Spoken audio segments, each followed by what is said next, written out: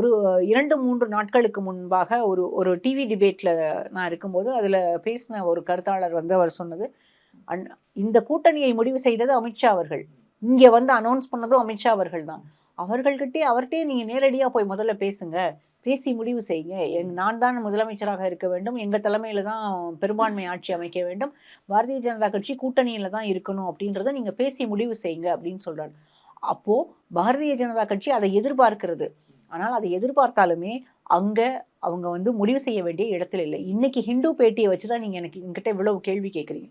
ஆனா அதே ஹிண்டுல அந்த பேட்டிக்கு 2 பக்கம் முன்னால இன்னொரு செய்தி வெளியாகி இருக்கிறது. நேற்றைக்கு மெட்ராஸ் ஹைகோர்ட்ல வந்த மெட்ராஸ் ஹைகோர்ட்ல எலெக்ஷன் கமிஷன் ஆஃப் இந்தியா கொடுத்த ஒரு ரிப்ளை.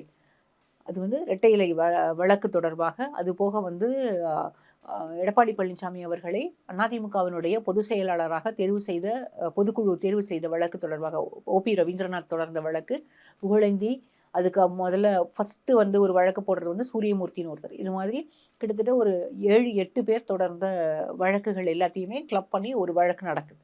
அதில் வந்து எலெக்ஷன் கமிஷன் ஆஃப் இந்தியா கொடுத்த பதில் என்னன்னா, இப்போ வந்து பீகார் எலெக்ஷன் நடக்க போகுது, எலக்ட்ரல் ரோல்ஸ் ரிவிஷன் நடக்குது.